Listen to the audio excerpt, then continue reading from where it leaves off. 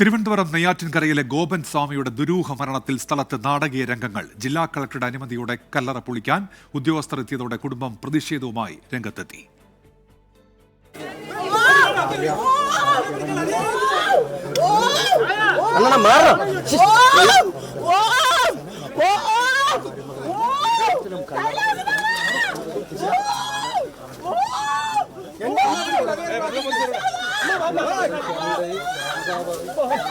എന്റെ അമ്മയ്ക്ക് എന്തെങ്കിലും സംഭവിച്ച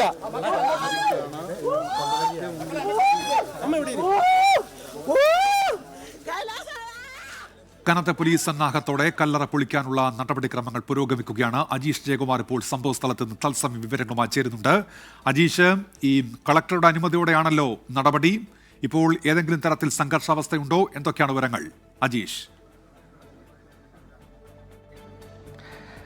ഉന്മേഷ സ്ഥലത്ത് സംഘർഷാവസ്ഥയുണ്ട്. അതുകൊണ്ട് തന്നെ പോലീസ് ഇപ്പോൾ തൽക്കാലം നടപടികളിലൊക്കെ നിർത്തിവച്ചിരിക്കുകയാണ്. ഇപ്പോൾ പോലീസ് ഉദ്യോഗസ്ഥരും അതേപോലെ തന്നെ സബ് കളക്ടർ അടക്കമുള്ള മുതിർന്ന ഉദ്യോഗസ്ഥരവിടെ ഇവിടുത്തെ കുടുംബാംഗങ്ങളുമായിട്ടും ഹൈന്ദവ സംഘടനാ നേതാക്കളുമായിട്ടും ഇവിടുത്തെ കൗൺസിലറും അടക്കമുള്ള അവരുമായിട്ടും ചർച്ച നടത്തുന്നുണ്ട്. പ്രദേശത്ത് ഒരു കമ്മ്യൂണൽ ഹാർമണിക്ക് ഒരു പ്രശ്നം ഉണ്ടായിട്ടുണ്ട്. കാരണം ഇങ്ങനെ ഒരു രാവിലെ മുതൽ പ്രശ്നം ഉണ്ടായ കല്ലറ പൊളിക്കാൻ കളക്ടറുടെ ഉത്തരവുമായി ഉദ്യോഗസ്ഥർ അവരുടെ ജോലി ചെയ്യാൻ വേണ്ടി എത്തിയപ്പോൾ മുതൽ ചെറിയ പ്രശ്നങ്ങൾ ഉണ്ടായിരുന്നു. ആദ്യം കുടുംബം എതിർപ്പ് അറിയിച്ചിരുന്നെങ്കിലും വലിയ രീതിയിൽ പ്രതിഷേധമൊന്നും ഉണ്ടായിരുന്നില്ല. പിന്നീട് കൂടുതൽ ഉദ്യോഗസ്ഥർ ഉച്ചയോടെ ഫോറൻസിക് സർജന്മാരും അതേപോലെ തന്നെ സയന്റിഫിക് എക്സ്പെർട്ട് അടക്കമുള്ള ഉദ്യോഗസ്ഥരെത്തി കല്ലറ പൊളിക്കാനുള്ള നടപടികളിലേക്ക് കടന്നപ്പോൾ കൂടുതൽ ഹൈന്ദവ സംഘടനാ നേതാക്കളൊക്കെ ഇവിടെ എത്തി, ഇവരുടെ അഭിഭാഷകരെത്തി, അതേപോലെ തന്നെ VSDPയുടെ നേതാക്കളടക്കം എത്തി.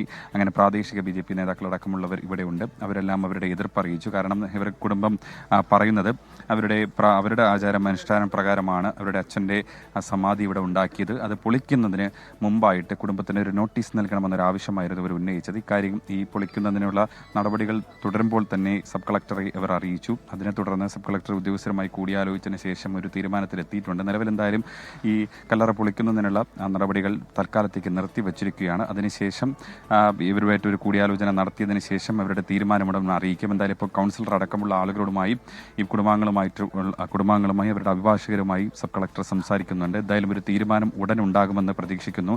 നേരത്തെ വലിയ പ്രതിഷേധമൊക്കെ ഉണ്ടായിരുന്നു. കാരണം ഇവിടുത്തെ അഭിഭാഷകരോടൊക്കെ